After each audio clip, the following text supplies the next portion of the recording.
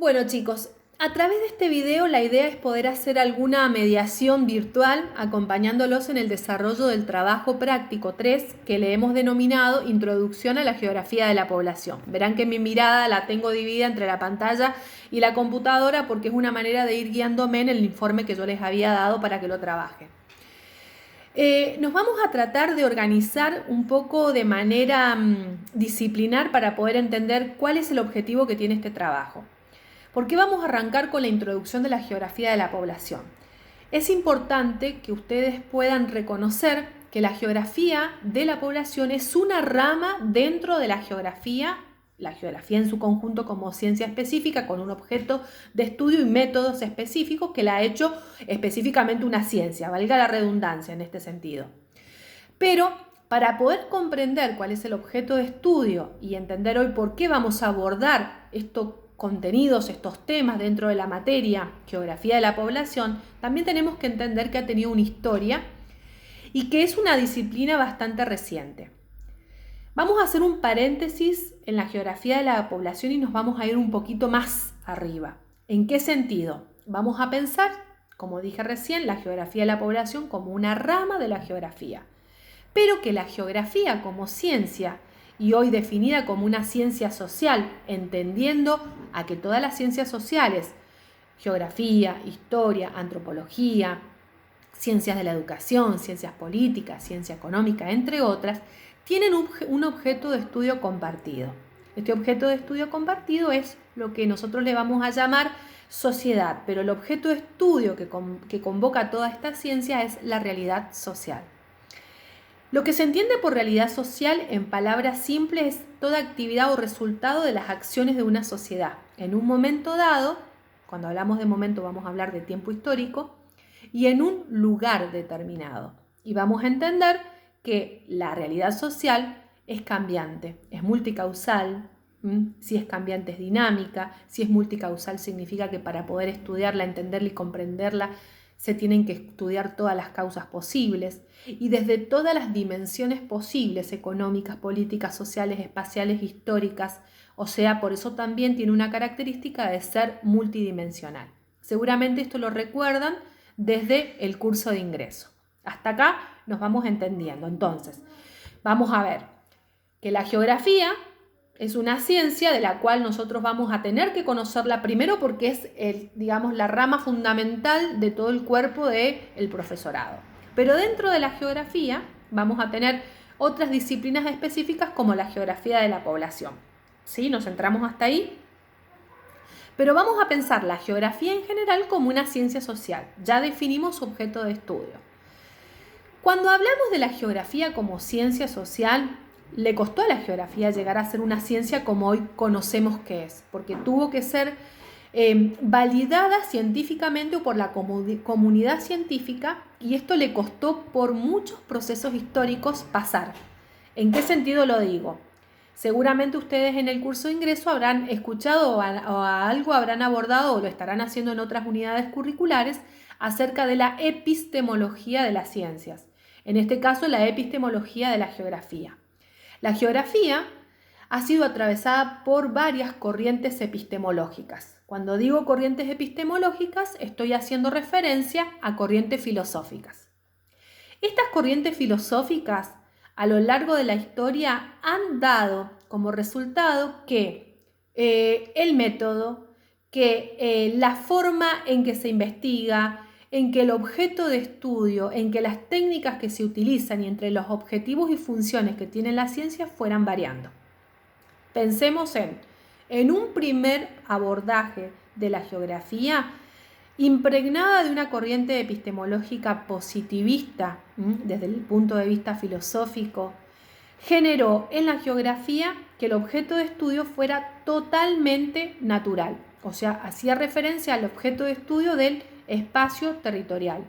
Las cuestiones de relevamiento y descripción de todo lo que brinda un territorio, la naturaleza o un lugar eran fundamentales. De ahí que nacen esas geografías descriptivas que debieron tener auge con los viajeros, con los navegantes en algún contexto histórico de la historia mundial y que permitían conocer los lugares. Entonces los lugares eran conocidos por las descripciones que hacían los navegantes o los viajeros, y de ahí se podía tener conocimiento geográfico de dicho lugar.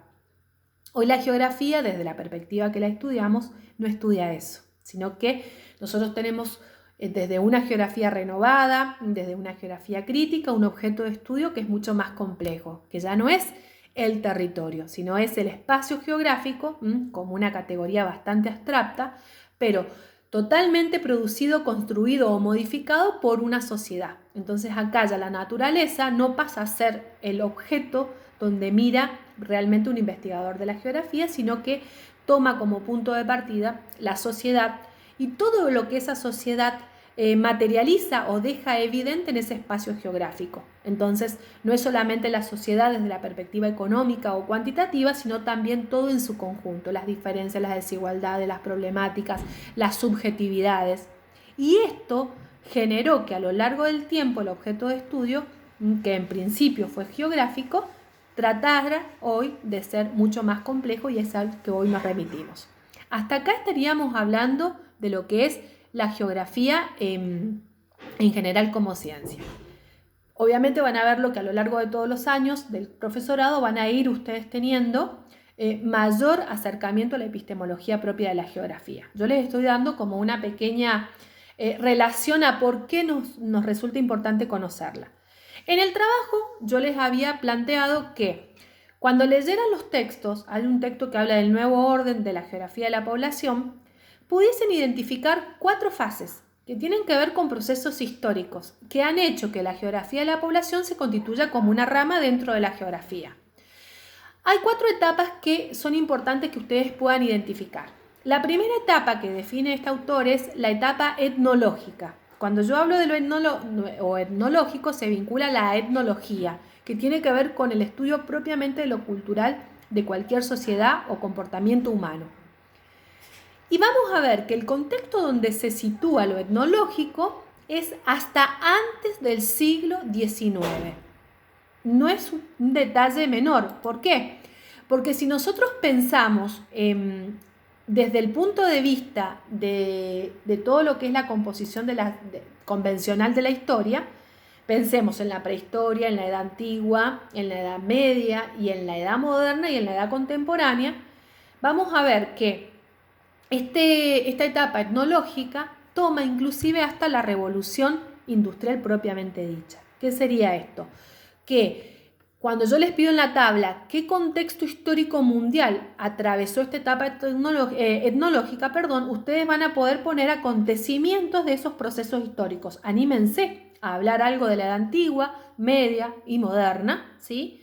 Y pensemos que los grandes avances se van a dar con la edad moderna, que tiene que ver desde la perspectiva histórica con este descubrimiento, entre comillas, descubrimiento, esta expansión que van a tener los países principalmente del viejo continente hacia los otros territorios. Recordemos lo que nosotros en algún momento estudiamos como el descubrimiento de América, mal dicho descubrimiento, que después lo podemos debatir en términos filosóficos, pero esto tiene que ver con que navegadores, navegantes, investigadores, biólogos con una gran influencia de la biología van a empezar a hacer aportes de estudios de la geografía, pero también van a aparecer aportes al estudio de la geografía de la población, porque ya acá no es lo que se mira, es lo físico, sino también qué se empieza a conocer sobre la población.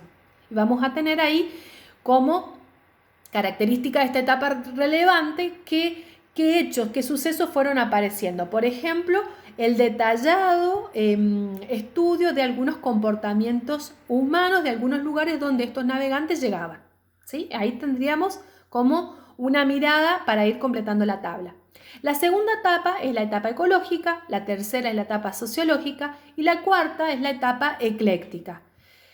La etapa ecléctica se va a vincular mucho y va a estar muy vinculada dentro de las corrientes filosóficas de la geografía, a una geografía más renovada, la geografía, lo que nosotros conocemos como la geografía radical o geografías críticas. Y vamos a ver que las cuestiones en geografía de la población, o anteriormente también llamadas geografías humanas, empiezan a tener mayor conocimiento. Pero antes de la etapa ecléctica vamos a ir viendo que la geografía de la población fue totalmente afectada por modelos cuantitativos. ¿Por qué? Porque la matemática también tuvo gran influencia en las ciencias en general y en especial en la geografía, ¿sí? Entonces, vamos a parar acá. En la tabla que se les pide de trabajo, ustedes tomen el texto del nuevo orden de la geografía de la población. Verán que es un texto largo, yo no les pido que lo lean todo, simplemente que lean las 4 etapas. Que de esas 4 etapas ustedes puedan trabajar contextos, lo más significativo, vayan situándose al contexto, busquen si no aparece en la lectura qué otros datos permiten que este contexto sea característico. ¿Qué características más relevantes de la etapa empezaron a tener? ¿Y qué geógrafos o pensadores más representativos van a empezar a aparecer? Porque esto los va a llevar de la mano a entender cómo esta rama de la geografía, específicamente que estudia la población, va a tener influencia de lo que va pasando a nivel mundial. Pensemos, si ocurre una guerra, ¿qué pasa con la población? Pensemos, si hay una epidemia o una pandemia como la que estamos atravesando hoy, ¿qué efectos va a tener en la población? Si en algún momento hubo una gran revolución que cambió el estilo de vida de la población, ¿qué efectos va a tener? Como por ejemplo, en el ejemplo que yo les había dado de las actividades siguientes que tienen que ver con la revolución neolítica, la revolución agrícola, que alguien preguntó en una consulta, ¿qué revolución agrícola? La primera revolución agrícola, la que de la mano con la revolución neolítica va a permitir que la población, en lugar de moverse, ser nómades, ir de un lado a otro en busca de alimentos para subsistir, se instale en un lugar y pueda cultivar. Y esto no fue poca cosa. Históricamente tuvo un impacto porque permitió que la población, además de asentarse en un lugar, pudiese producir. Al producir cambió la dieta, cambió la alimentación y esto tuvo un gran impacto en la población, lo que permitió que la población empezara a tener más expectativa de vida. La población, al alimentarse mejor, empezó a vivir más. Y esto fue una revolución en todos sus términos. Pero desde la perspectiva demográfica, también la revolución agrícola permitió que la población se quedara, se asentara en un lugar que a futuro estas aldeas fueron y se convirtieron en focos de las grandes ciudades que hoy conocemos. Entonces, quiero que vayan tomando todos esos hechos que yo les he dejado, que son significativos, pero ustedes pueden agregar otros.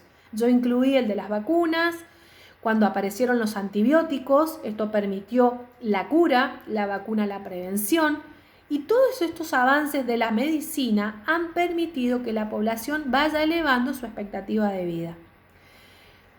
Después vamos a tener las contracaras. ¿Qué hechos, qué procesos históricos han generado que la población esté más atada a procesos de mortalidad? Por ejemplo, las guerras son un claro ejemplo de que la población puede morir.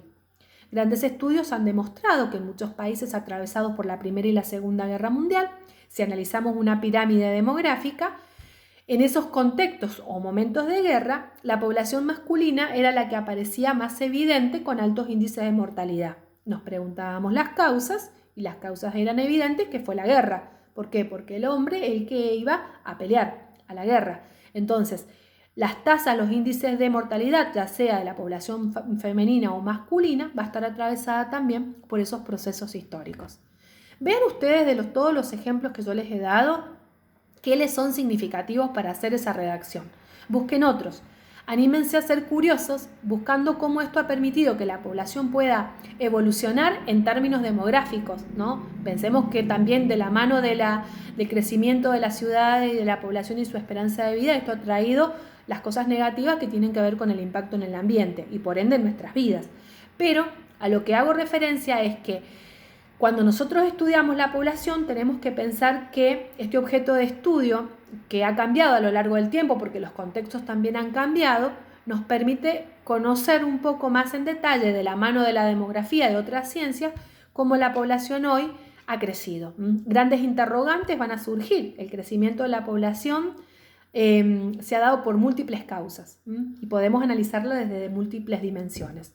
Después veremos las teorías que han habido en torno a esto. Veremos más adelante la teoría malthusiana, o los neomalthusianos, que hablan de que la población está creciendo tanto que nos asusta el tema de que si los recursos naturales van a alcanzar para alimentar tanta población que va en crecimiento. Después vamos a ir analizando un poco estas teorías. La idea es que con este trabajo práctico empiecen a soltarse, a conocer de que esta disciplina de la geografía también nos permite comprender hechos, procesos que tienen que ver mucho con el espacio geográfico, porque una población que crece también presiona sobre ese espacio, sobre ese territorio, sobre lo que nos ofrece la naturaleza, y que las formas de vida, de organización política, económica y social van a tener grandes impactos en esto.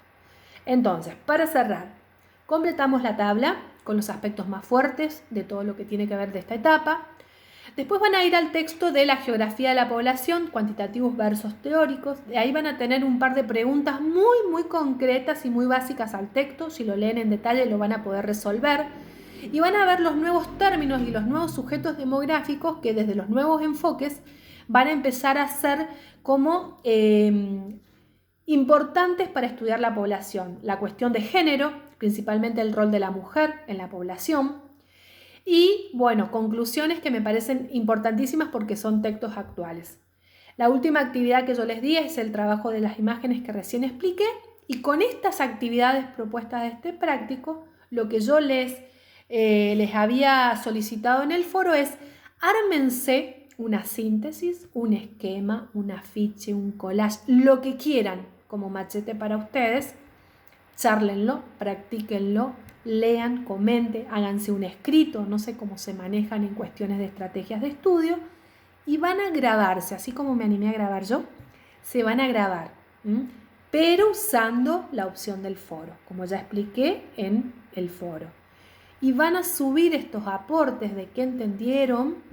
No quiero que sea algo de memoria y que ustedes me digan vi esto, sino que quiero que me expliquen qué es lo que entendieron, a qué síntesis, a qué conclusión han llegado con respecto al análisis de este trabajo, ¿sí?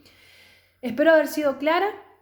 Son temas que vamos a entrar de a poquito, que lo van a ir profundizando, por supuesto. No se asusten si hay términos nuevos que no conocen, pero un poco es que si van leyendo, se van haciendo el hábito de que eso que no entienden también pueden ir más allá de lo que uno les brinda, porque hoy tenemos la disponibilidad de las herramientas tecnológicas para encontrar otras cosas, lo pueden hacer. Y por sobre todo poner creatividad en lo que van a hacer. Invito con esta tarea a que puedan sumarse entonces para que esta semana yo me encuentre, en lugar de hacer la reunión virtual, los videos de ustedes, que no van a durar más de 3 minutos. A lo mejor alguno dice, bueno, yo voy a hablar 2 del tiempo que me dispone la plataforma, pero los quiero escuchar.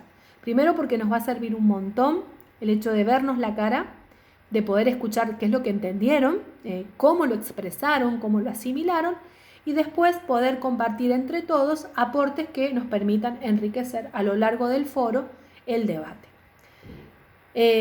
Buen domingo para todos. Espero que este trabajo no les resulte tedioso, que puedan enriquecerse, y nos vemos entonces en la instancia de debate.